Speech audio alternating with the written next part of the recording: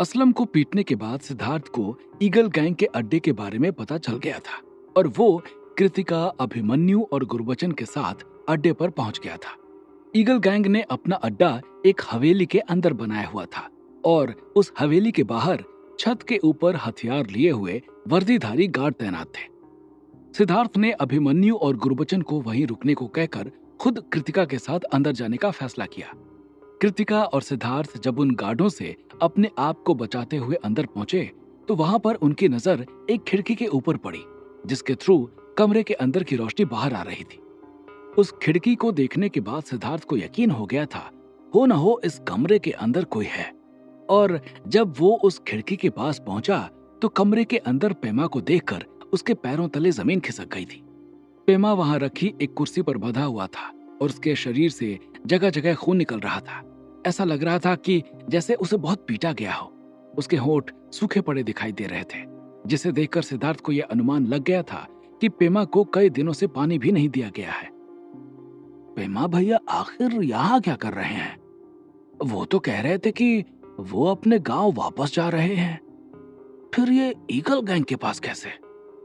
सिद्धार्थ अपने आप से बड़बड़ाते हुए बोला। उसकी बात सुनकर उसके बगल में खड़ी कृतिका उसे हैरान होकर देख रही थी। आप इसे जानते हैं सिद्धार्थ? कृतिका ने सवाल किया। हाँ, ये मेरा दोस्त है, लेकिन मुझे ये समझ नहीं आ रहा है कि आखिर में ये यहाँ पहुंचा कैसे? इसका ईगल गैंग के साथ क्या कनेक्शन हो सकता है? सिद्धार्थ ने कृतिका को जवाब दिया। अभी कृतिका और सिद्धार्थ आपस में बात कर ही रहे थे कि तभी वहां पर दो लोगों के आपस में बात करने की आवाज सुनाई पड़ी, जो बात करते हुए उन्हीं की तरफ आ रहे थे।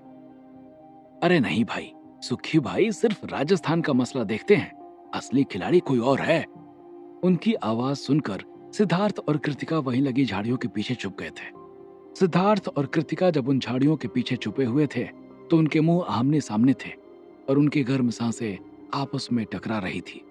सिद्धार्थ का ध्यान तो इस चीज पर नहीं था कि कृतिका का मुंह उसके सामने है, लेकिन अपने चेहरे पर सिद्धार्थ की गर्म सांसों के टकराने की वजह से कृतिका के दिल की धड़कन बढ़ने लगी थी और उसके पूरे शरीर में झुरझुरी दौड़ने लगी थी और शर्म के मारे उसका चेहरा लाल हो रहा था। तब तक वो दोनों आदमी जो आपस में बातें कर रहे थे चलते हुए उन्हीं की तरफ आने लगे थे।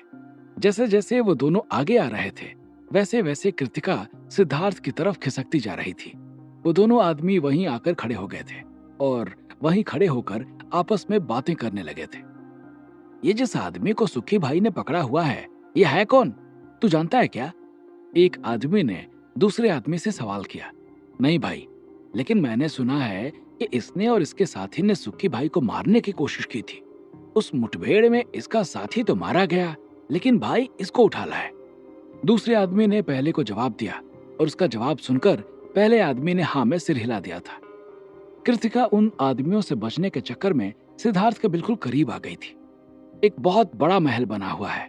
उस महल के अंदर एक बहुत ही घनघोर अंधेरा छाया हुआ है। केवल वहां बने एक सिंहासन के ऊपर उजाला पड़ रहा है।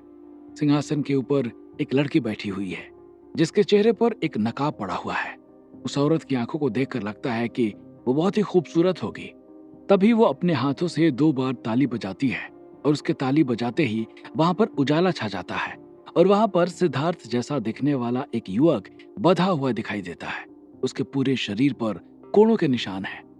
एक दासी से प्रेम करने की सजा जानते हो युवराज? अगर तुमने उससे विवाह करने की जिद ना छोड़ी तो तुम्हें सिर्फ मौत मिलेगी। सिंहासन पर बैठी हुई युवती ने सिद्धार्थ जैसा दिखने वाले आदमी से कहा, मेरी हर एक सांस पर सिर्फ उसका हक है। मैं उसके सिवा किसी और के बारे में सोच नहीं सकता। सिद्धार्थ जैसे दिखने वाले उस युवक ने जवाब दिया और उसके जवाब देते ही उस युवती का चेहरा गुस्से से भर उठा और उसने अपनी जगह पर बैठे बैठे ही सिद्धार्थ जैसे दिखने वाले उस आदमी की तरफ छुरा फेंक दिया और छुरा जाकर सीधा सिद्धार्थ के गले में घुस गया था।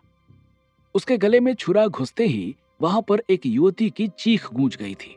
वो चीख और किसी की नहीं बल्कि सुकृति की थी और वो सपना देख रही थी।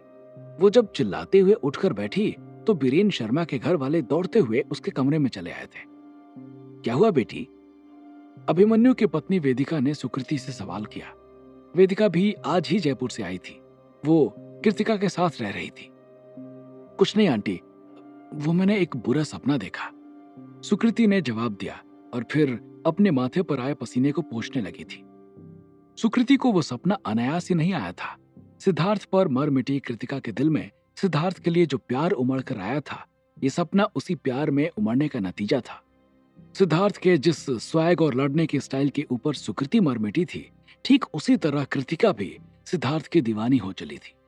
यानी रिया और सुकृति के बाद कृतिका का नाम भी सिद्धार्थ के प्रति दीवानगी रखने वालों में शामिल हो चुका था। प्रेम का यह चतुष्कोण आगे चलकर क्या गुल खिलाने वाला था, इसका खुलासा होना अभी बाकी था। अभी ये खुलासा होना जरूरी था कि आखिर ये सुखी है कौन, जिसके ऊपर हमला करने के बाद पेमा पकड़ा गया है और उसे इतनी बुरी हालत में यहां रखा गया है। कृतिका ने भले ही अपने आप को सिद्धार्थ के पीछे छुपा लिया था, लेकिन उनमें से एक की नजर कृतिका के जूतों के ऊपर पड़ गई थी और उसने अपने साथी को खामोश रहने का इशारा किया और फिर दोनों उधर ही बढ़ चले जिधर कृतिका और सिद्धार्थ छुपे हुए थे। वो दोनों जब वहां पहुंचे तो वहां का नजारा देखकर वो सन्न हो गए थे। वहां पर सिर्फ एक जोड़ी जूते रखे हुए थे। सिद्धार्थ और कृतिका वहां से गायब थे। ये किसके जूते हैं? उन आदमियों में से एक ने कहा। मेरे हैं।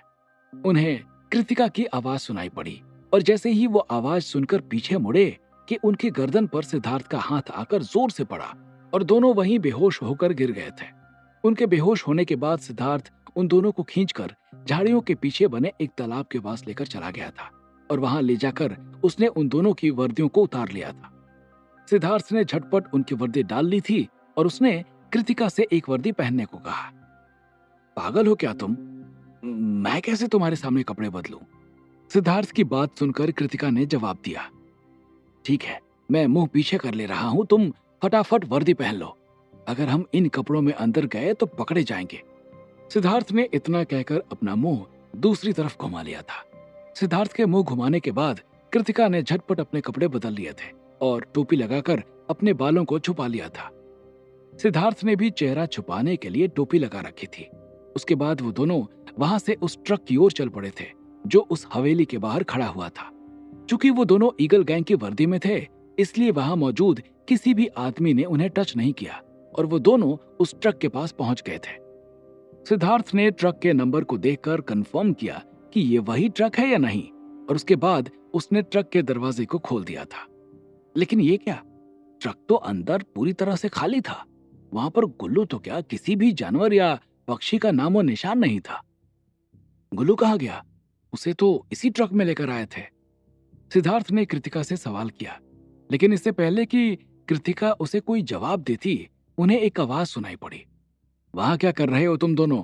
अंदर चलो, छटनी होने जा रही है। वो आवाज सुनकर सिद्धार्थ और कृतिका दोनों सतर्क हो गए थे और उसकी तरफ देखने लगे थे। वो शायद ईगल गैंग की ही सिक्योरिटी में से कोई एक था, क्योंकि उसने भी उन्हीं लोगों के जैसे वर्दी पहन रखी थी। ऐसे क्या देख रहे हो? पहली बार आए हो क्या?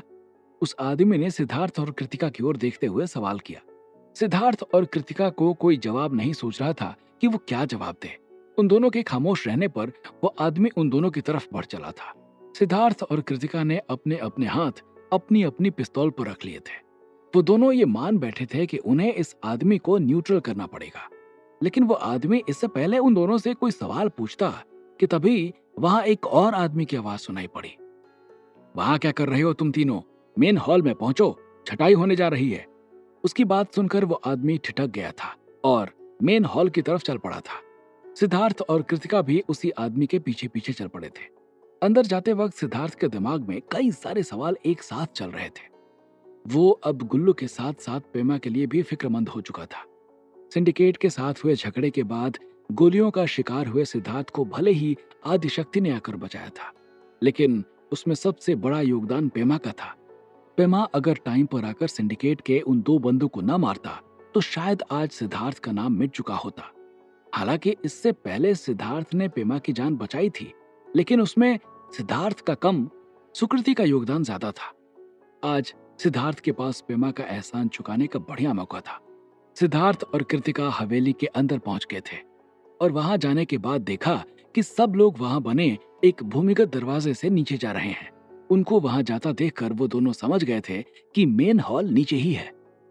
सिद्धार्थ और कृतिका हवेली के अंदर बने मेन हॉल पहुंच चुके थे और जब उन्होंने वहां का नजारा देखा तो उनकी आंखें फटी की फटी रह गई थी। उन्हें लगा था कि ईगल गैंग सिर्फ उन जानवरों की तस्करी करता है जो इंडिया में है, लेकिन वहां का तो दृश्य अलग ही था। करीब 1 लाख वर्ग फीट में फैले हुए उस मेन हॉल में करीब 10,000 छोटे बड़े पिंजरे रखे हुए थे, जिसके अंदर करीब 12,000 पक्षी और जानवर कैद थे, जिसमें नीले रंग का दुर्लभ तोता, गायब घोषित किए जा चुके गिद्ध समेत कई ऐसे जीव शामिल थे जिनका उपयोग शक्तिवर्धक दवाइयां बनाने में करने की अफवाह फैली रहती है। सिद्धार्थ और कृतिका ने गुल्लू को ढूंढना शुरू कर दिया था, लेकिन वहां पर गुल्लू का कुछ भी अता पता नहीं था। सिद्धार्थ बार बार अपनी अंगूठी की तरफ देख रहा था कि शायद ये गुल्लू का कुछ पता दे दे, लेकिन उस अंगूठी में से कोई इंडिकेशन नहीं आ रहा था। वो लोग चारों ओर देख ही रहे थे कि तभी उन्हें किसी ने पीछे से पुकारा, हे तुम दोनों, तुम किस ग्रुप के हो? वो आवाज देने वाला और कोई नहीं बल्कि कश्यप था। सिद्धार्थ ने कश्यप की आवाज को पहचान लिया था। अब उसे अपने ऊपर खतरा आता हुआ नजर आने लगा था। क्या कश्यप पकड़ लेगा सिद्धार्थ को, या फिर सिद्धार्थ बच निकलेगा कश्यप के चंगुल से? और क्या है पेमा के वहां होने के पीछे का सच? क्या सिद्धार्थ लगा पाएगा इसके बारे में पता? क्या होंगे इन सभी सवालों के जवाब? हमें कमेंट करके जरूर बताएं। और आगे की कहानी जानने के लिए सुनते रहिए भूमिपुत्र, सिर्फ पॉकेट एफएम पर।